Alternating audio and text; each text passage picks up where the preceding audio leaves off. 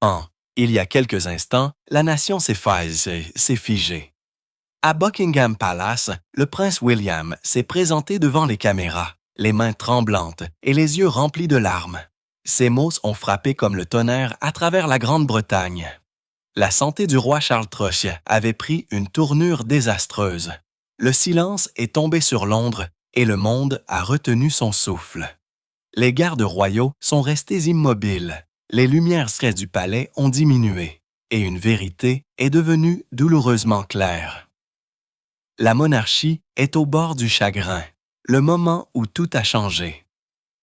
À 9h47, exactement, tout a basculé à l'intérieur du palais de Buckingham. Ce qui avait commencé comme une matinée de routine a été brisé par une phrase discrète mais glaçante transmise dans un couloir. Le roi est tombé malade.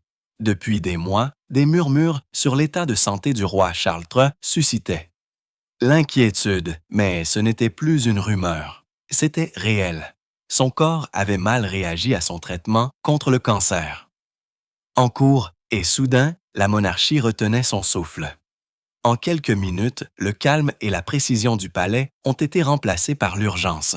Un cortège automobile noir a franchi les portes du palais. Les courtisans se sont déplacés rapidement avec des oreillettes et des documents à la main. Le personnel médical d'urgence, qui était en attente depuis que Charles avait commencé son traitement au début de 2024, a été dépêché à sa résidence privée. L'ambiance était claire. Ce n'était pas un épisode de routine. L'état du roi avait pris une tournure grave et soudaine. À 10h15, la reine Camilla a été vue arrivant dans une voiture privée. Son visage, habituellement serein, était tendu. Le prince William avait déjà quitté le château de Windsor, où il tenait une réunion discrète.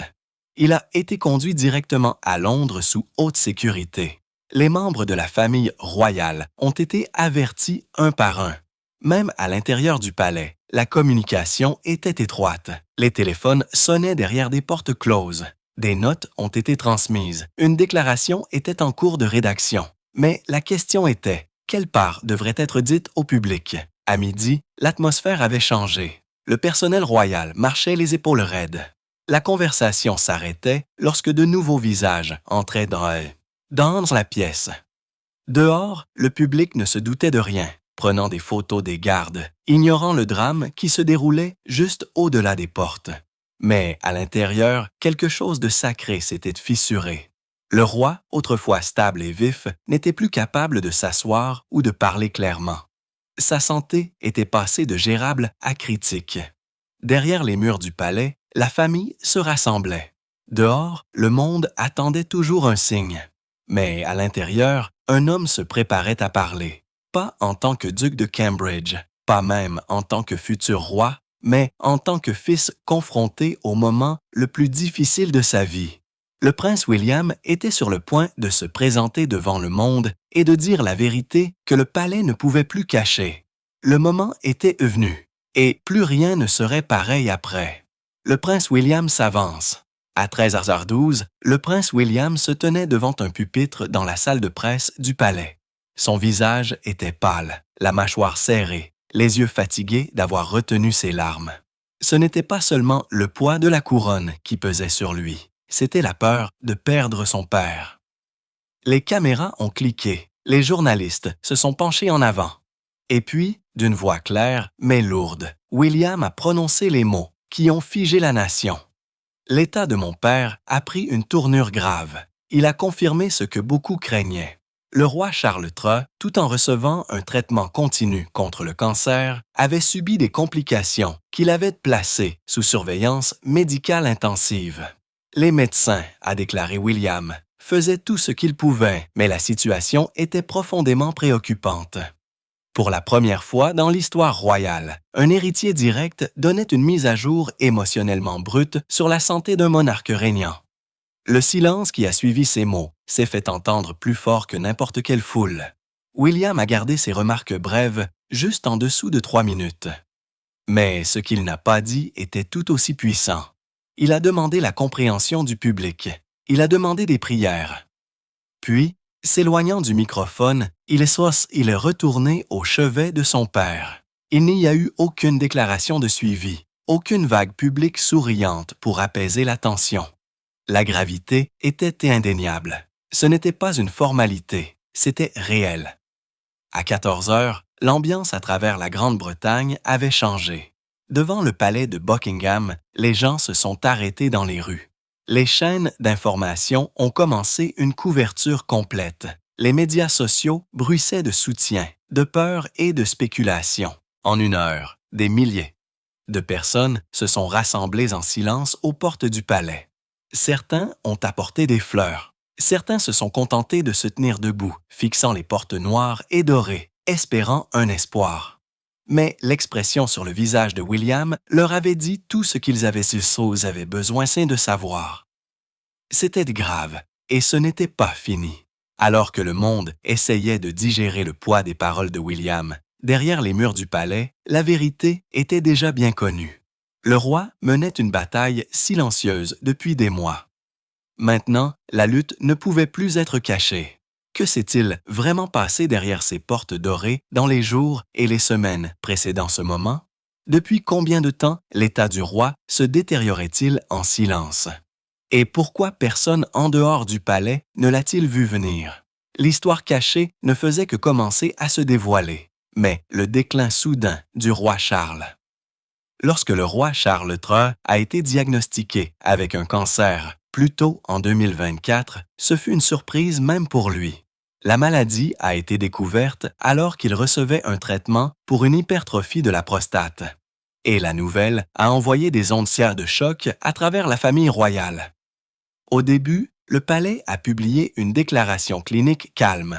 Ils ont dit qu'il était de bonne humeur, que le traitement avait commencé et qu'il réduirait ses fonctions publiques. Mais la vérité était bien plus compliquée. En privé, le roi luttait contre les effets de son traitement. Des assistants proches ont remarqué qu'il marchait plus lentement, parlait plus doucement et devenait de plus en plus fatigué. Lors d'une visite à Balmoral en été, Charles aurait écourté les réunions et eut besoin d'aide pour monter un court escalier. Des initiés ont décrit des moments où le roi, maintenant âgé de 76 ans, devenait désorienté lors de longs briefings.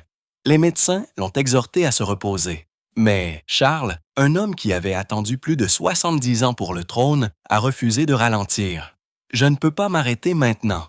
Pas alors que je viens de commencer », aurait-il dit à l'un de ses principaux assistants, et il a donc continué. Cérémonie après cérémonie, événement après événement. Mais en coulisses, il commençait à s'effondrer. La reine Camilla a pris discrètement le contrôle, réduisant progressivement ses apparitions. Le palais a insisté sur le fait qu'il s'agissait simplement d'une précaution. Mais à la fin de l'été, son état s'était aggravé. Les traitements n'étaient plus de routine. Ils étaient agressifs et leur tribu était visible. Pourtant, le palais est resté discret. Camilla gardait férocement l'accès à lui. Même certains membres de la famille royale devaient planifier leur visite. Au moment où William a fait son annonce, le roi était déjà dans un état de faiblesse depuis plusieurs semaines. La famille savait, le personnel savait. Et maintenant, enfin, la nation savait aussi. L'illusion de la force s'était brisée. Le roi n'était pas seulement souffrant, il s'éteignait, la prise de pouvoir controversée de la reine Camilla.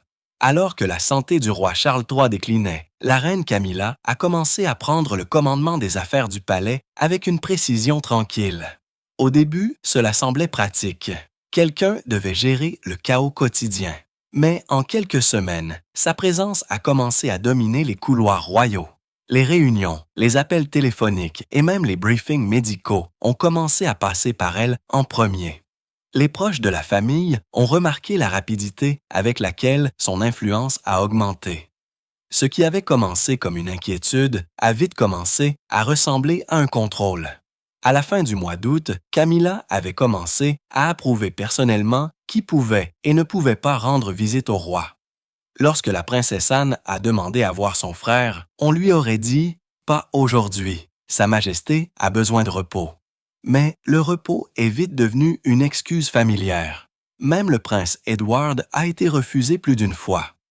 Derrière les portes verrouillées des appartements royaux, le monde de Charles s'est rétréci. Le personnel a dit que Camilla passait des heures dans sa chambre à tout gérer, de son programme de médication aux déclarations que le palais publierait. Son emprise s'étendait au-delà du chevet du roi. Des initiés du palais ont murmuré que Camilla avait commencé à vérifier toutes les informations publiques sur sa santé. Les déclarations étaient soigneusement formulées, dépouillées d'émotions, offrant juste assez pour calmer la spéculation, mais jamais assez pour révéler la vérité. Certains assistants ont tranquillement commencé à l'appeler la gardienne. D'autres ont dit qu'elle protégeait la couronne, pas l'homme. Et cette distinction importait parce que lorsque le pouvoir et la protection s'entremêlent, les motivations commencent à s'estomper. Même le prince William a commencé à ressentir la tension. Bien qu'il respectait sa belle-mère, des sources proches de lui ont dit qu'il était de plus en plus frustré par le manque de transparence. Il a besoin de voir son père, s'est souvenu un assistant l'avoir dit en privé. Mais Camilla a insisté pour que les médecins décident qui entrait dans la pièce. La famille, autrefois liée par la tradition, s'est maintenant retrouvée fracturée par le silence. À l'intérieur du palais, les murmures se sont transformés en avertissements. Camilla dirige la monarchie seule. Et pour la première fois, même le personnel a commencé à se demander qui détenait vraiment le pouvoir derrière le trône. La tension entre Camilla et le reste de la famille ne pouvait pas rester cachée pour toujours. Ce qui avait commencé comme une frustration silencieuse était sur le point d'exploser en une confrontation ouverte. Et au cœur de tout cela se tenait une femme déterminée à protéger la vérité et une autre qui refusait de la cacher plus longtemps. Dans ces murs de pierre, des voix se sont élevées, les esprits se sont enflammés et des siècles de calme se sont brisés. La monarchie, autrefois unie dans le silence, était sur le point d'affronter une tempête sans précédent dans son histoire, la rupture. À l'intérieur des murs royaux. À l'intérieur du palais de Buckingham, la tension entre la reine Camilla et la princesse Anne avait atteint un point de rupture. Les deux femmes aimaient le roi Charles, mais leurs convictions ne pouvaient pas être plus différentes. Anne, connue pour son honnêteté et sa loyauté farouche, pensait que le public méritait la transparence. Camilla, protectrice et politiquement prudente, pensait que le secret était le seul moyen de protéger la dignité du roi. Le résultat a été un champ de bataille invisible s'étendant à travers les couloirs du palais. La confrontation a eu lieu lors d'une réunion privée dans le salon vert en présence d'assistants principaux. Camilla a fait valoir que la vie privée du roi devait passer en premier. Anne, assise en face d'elle, s'est penchée en avant et a dit doucement mais fermement. Le public a soutenu cette famille pendant des décennies. Ils ont le droit de savoir. Le silence qui a suivi était électrique. Puis Camilla a rétorqué. « Et j'ai le devoir de protéger mon mari. » Les assistants ont échangé des regards nerveux. Le calme royal s'était brisé. À partir de ce moment, la division est devenue irréparable. En coulisses, le personnel du palais a pris parti. L'équipe de Anne croyait en l'ouverture. L'équipe Camilla privilégiait le silence. Même le médecin principal du roi serait devenu mal à l'aise face au secret. Les réunions sont devenues plus courtes, plus froides et plus combatives. La famille parlait à peine au repas. Des rapports suggèrent que le prince William a essayé de servir de médiateur, mais même lui a été pris dans les tirs croisés. Les plus proches des membres de la famille royale ont décrit l'atmosphère comme glaciale, disant « On n'avait plus l'impression d'être une famille, on avait l'impression de faire de la politique ». Pendant ce temps, l'état du roi continuait d'empirer. Charles était souvent trop faible pour arbitrer lui-même les différends. L'homme qui avait passé sa vie à promouvoir l'unité et le service regardait maintenant sa famille se fracturer en son nom. Et alors que les fissures s'élargissaient, une question a commencé à résonner dans tous les couloirs du palais de Buckingham. Lorsque le roi ne pourrait plus régner, la famille serait elle-même prête à se tenir ensemble quand cela compterait le plus. Alors que le palais luttait sous le poids du silence et de la division, quelque chose d'inattendu s'est produit au-delà des portes royales. Des milliers de personnes ont commencé à se rassembler à l'extérieur. Tranquillement, patiemment, avec des fleurs et des bougies à la main. La foule grossissait d'heure en heure. Une nation attendant, priant, espérant de bonnes nouvelles. Mais à la tombée de la nuit, la vérité ne pouvait plus être déguisée. La faible lueur des bougies à l'extérieur reflétait les lumières vacillantes à l'intérieur. La Grande-Bretagne retenait son souffle. La nuit la plus longue était sur le point de commencer. La nuit la plus longue en Grande-Bretagne. En début de soirée, l'air au-dessus de Londres avait changé. Une douce brume a roulé sur le centre commercial, emportant avec elle le poids, de l'inquiétude et du chagrin.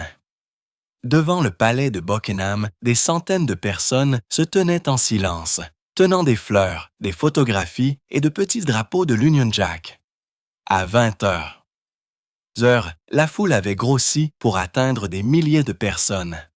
La lumière des bougies scintillait à travers les portes de fer, peignant de faibles halos sur les murs de pierre. Un silence s'est abattu sur la foule, brisé seulement par le son des cloches d'églises lointaines. À l'intérieur, la famille royale s'est rassemblée dans l'aile privée. Le roi Charles III était entouré de médecins, sa respiration superficielle mais régulière. La reine Camilla est restée à son chevet tandis que le prince William et le prince Harry se tenaient à proximité.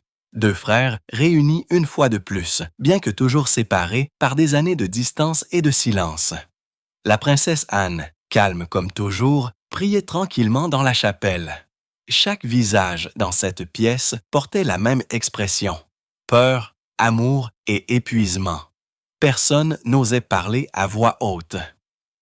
À 21h47, le personnel du palais a commencé à tamiser les lumières extérieures. Un vieux signal royal qu'il se passait quelque chose de grave. Lorsque la façade s'est assombrie, des halètements ont parcouru la foule à l'extérieur. Les journalistes ont cessé de parler au milieu de leurs phrases. Les caméras ont zoomé sur la seule fenêtre encore éclairée au dernier étage. À l'intérieur de cette pièce, l'histoire ne tenait qu'à un fil. Les médecins se sont déplacés tranquillement. Les courtisans sont restés figés et le son d'un faible moniteur cardiaque a rempli le silence. Puis, vers minuit, l'annonce est finalement arrivée. Un porte-parole est monté sur le balcon et a lu une courte déclaration tremblante. Sa Majesté reste sous étroite surveillance médicale. La situation est critique. Ces mots ont résonné dans l'air nocturne. La foule a incliné la tête. Certains ont pleuré, d'autres ont prié. Et alors que l'horloge sonnait 0 à 01, une seule bougie a vacillé à la fenêtre du palais. Un symbole d'espoir ou peut-être d'adieu. La Grande-Bretagne, pour la première fois depuis des décennies, est tombée dans un silence total. Le fisc est revenu de l'autre côté de l'Atlantique, à Montecito, en Californie. La nuit était calme lorsque l'appel est arrivé. Le prince Harry, réveillé en sursaut juste avant 4 heures du matin, a répondu par un seul mot. Oui, la voix à l'autre bout du fil était ferme mais basse. C'est ton père. Tu dois rentrer à la maison. Pas de cérémonie, pas de briefing de sécurité, juste de l'urgence. En moins de 3 heures, Harry était dans un vol privé à destination de Londres, laissant Meghan et leurs enfants derrière lui. Il ne s'agissait pas de devoir, il s'agissait de famille. Il a atterri à l'aéroport de Heathrow juste après 9 heures du matin. Les caméras ont flashé alors qu'un VUS noir sortait du terminal privé, se dirigeant silencieusement vers le palais de Buckingham. Le monde avait spéculé pendant des années sur la rupture entre les frères. Mais maintenant, cette histoire n'avait plus d'importance. À l'intérieur de la voiture, Harry était assis seul, regardant le ciel gris de Londres. Pour la première fois, depuis qu'il s'est retiré de la vie royale en 2020, il rentrait chez lui sans attente, seulement avec de l'émotion. À l'intérieur du palais, les retrouvailles ont d'abord été tendues. Lorsque le prince William a vu son frère, leur salutation a été silencieuse, presque hésitante. Pas de poignée de main, pas d'étreinte, juste un signe de tête de reconnaissance. Mais alors qu'ils se tenaient devant la chambre de leur père, des années de colère ont semblé perdre leur signification. Le roi Charles, faible et à peine réactif, a ouvert les yeux brièvement. À ce moment-là, la distance entre les frères s'est dissoute. Harry s'est agenouillé à côté du lit, a murmuré quelque chose que personne n'a entendu et Charles a esquissé un faible sourire. Pendant près de 40 minutes, ils sont restés tous les trois ensemble. Pas de presse, pas ça de caméra, pas ça de formalité, juste une famille partageant le genre de silence que les mots ne pourraient jamais combler. Quand Harry a finalement quitté la pièce, il s'est tourné vers William et a dit doucement « Il se bat encore ». William a seulement hoché la tête. Dehors, le son des murmures de la foule est devenu plus fort. Mais à l'intérieur, les frères royaux avaient redécouvert quelque chose qu'ils pensaient avoir perdu il y a longtemps. La connexion. La vue des deux princes de retour sous un même toit a envoyé des vagues d'émotions à travers le pays. Pendant un bref instant, la monarchie a semblé à nouveau unie, non pas par le pouvoir, mais par la douleur. Pourtant, le monde extérieur attendait des réponses. Que se passerait-il ensuite? Le roi survivrait-il à la nuit? Alors que les lumières du palais scintillaient, dans l'air brumeux de Londres, une vérité était indéniable. Le sort de la couronne et peut-être l'unité d'une famille dépendait maintenant du battement de cœur d'un seul homme. La nuit la plus longue en Grande-Bretagne. À 20h30, la foule devant le palais de Buckingham avait atteint des dizaines de milliers de personnes. Le scintillement des bougies s'est répandu comme un feu de forêt sur le trottoir, brillant contre les portes du palais. Les journalistes parlaient à voix basse. Les cloches de l'abbaye de Westminster sonnaient toutes les demi-heures. Des personnes de tous âges se tenaient ensemble. Certains pleuraient doucement, d'autres attendaient simplement. À travers la ville, les écrans de télévision brillaient avec les mêmes mots. Événement en cours. L'état du roi est critique. La nation entière retenait son souffle. À l'intérieur du palais, le temps semblait suspendu. Les médecins allaient et venaient, leurs expressions sombres. La reine Camilla était assise en silence à côté du lit du roi, serrant sa main. Le prince William et le prince Harry se tenaient côte à côte, les visages pâles, sous les lumières tamisées. La princesse Anne s'est agenouillée dans la chapelle voisine, murmurant des prières. Chaque son, une porte qui se ferme, une toux, un grincement de chaise, résonnait dans le silence. Pour une famille royale habituée au contrôle, cette impuissance était insupportable. À 21h47, un ordre discret est venu de l'intérieur. Les lumières extérieures du palais devaient être atténuées. C'était un vieux signal royal utilisé uniquement lors de moments de crise profonde. Lorsque la façade dorée est tombée dans l'ombre, un silence a envahi la foule. Les caméras ont cessé de flasher. Les enfants ont été soulevés sur les épaules de leurs parents. Le seul son était le bruissement des drapeaux dans le vent frais d'octobre. Et puis, à 23h52, le palais a publié une déclaration brève mais dévastatrice. Sa Majesté reste sous soins médicaux continus. Son état reste grave. La nuit s'est éternisée. Les bougies ont fondu en flaques de cire sur la pierre. Certains endeuillés ont commencé à chanter doucement. D'autres ont simplement regardé les fenêtres assombries du palais. Juste après minuit, une faible lumière est apparue dans une fenêtre. Une seule bougie, vacillant seule. C'était un symbole ancien. La flamme de veille du monarque allumée lorsqu'un règne est au bord. La foule a incliné la tête. À travers la Grande-Bretagne, les télévisions ont tamisé leurs écrans. Pendant une longue nuit blanche, la nation est restée complètement immobile. Alors que l'aube se faufilait sur Londres, les premiers rayons de soleil ont touché les portes du palais, révélant des visages striés de larmes. Aucune annonce n'avait été faite, mais tout le monde l'a ressenti. Le changement dans l'air, l'immobilité, le deuil silencieux. À l'intérieur, les préparatifs ont commencé. Les médecins se sont écartés, les courtisans se sont rassemblés et le prince William, les yeux rougis par l'épuisement, a été conduit dans un petit bureau juste au-delà de la chambre du roi. Là, pour la première fois, il a fait face au poids de ce qui allait suivre. La couronne au bord. La première lumière du matin a trouvé le prince William debout seul. Il n'avait pas dormi. Sa veste d'uniforme pendait lâchement, sa cravate légèrement défaite. Sur le bureau devant lui se trouvait un seul dossier marqué Conseil privé, imprévu. Les mots étaient froids, bureaucratiques et lourds. Il savait déjà ce que cela signifiait. Les médecins avaient confirmé à 6h10 que le roi Charles III ne se rétablirait pas suffisamment pour reprendre ses fonctions. La monarchie était maintenant confrontée à une transition qu'elle ne s'était jamais attendue à voir arriver si tôt. À l'intérieur de la suite privée du roi, la pièce était silencieuse. Charles respirait encore faiblement. Mais l'homme qui portait autrefois l'énergie de 1000 engagements gisait maintenant immobile, fragile et silencieux.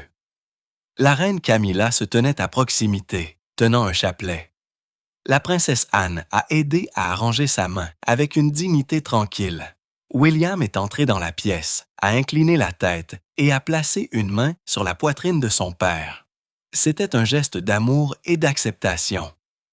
La fin d'un règne était maintenant inévitable.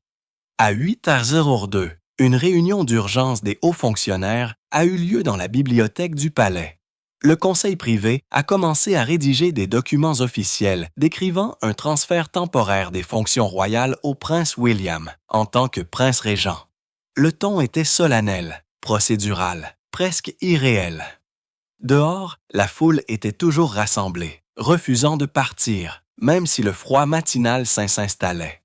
Lorsque les cloches de l'église ont sonné à 9h, leur son était plus doux, plus lent, presque hésitant, comme si la nation elle-même était en deuil. Pour William, ce n'était pas une cérémonie, c'était un chagrin.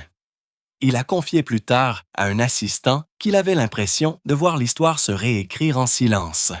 Il n'y avait pas de trompette, pas de drapeau, pas de grandeur, seulement du calme. La lutte d'un père pour la vie s'estompant dans le devoir réticent d'un fils. La couronne, scintillante et ancienne, semblait soudain plus lourde que jamais. Alors que la matinée laissait place à l'après-midi, le palais se préparait à l'inévitable. Le clergé est arrivé. Les courtisans en costume noir se sont déplacés rapidement dans les couloirs. L'air était sacré, chargé d'émotion. À midi exactement, une cloche a sonné dans la cour, signalant que le processus de transition avait commencé. Dans ce calme, le prince William s'est éloigné du bruit, a marché vers un couloir privé et s'est arrêté devant un portrait de son père. Ce qui s'était passé ensuite est devenu l'un des moments les plus émouvants de l'histoire royale moderne. Une couronne lourde de larmes. L'horloge du palais a sonné 12h01 lorsque le prince William s'est tenu devant le portrait de son père dans la galerie Est. La lumière du matin a attrapé les bords du cadre, le faisant briller d'un faible éclat doré. Sa voix, calme et tremblante, a brisé le silence. Tu l'as porté avec grâce. Je vais essayer de faire de même. Ce n'était pas un discours pour les caméras ou les foules. C'était un vœu privé. À ce moment-là, le fils est devenu l'homme vers qui la Grande-Bretagne se tournerait maintenant pour trouver de la force. Quelques minutes plus tard, William est apparu devant un petit groupe de conseillers et de membres de sa famille. Son visage était calme, mais ses yeux racontaient une autre histoire. Le service de mon père a défini une vie, a-t-il dit doucement. Nous continuerons son travail avec amour, avec devoir et avec foi. La reine Camilla était assise à côté de lui, visiblement émue. La princesse Anne a tendu la main par-dessus la table et a placé sa main sur la sienne. Même le prince Harry, debout en silence dans le coin, a hoché la tête avec un respect silencieux. Dehors, les cloches de l'abbaye de Westminster ont commencé à sonner. Les foules ont incliné la tête dans un silence collectif. Les drapeaux à travers le pays étaient en berne. Pour beaucoup, la scène semblait douloureusement familière.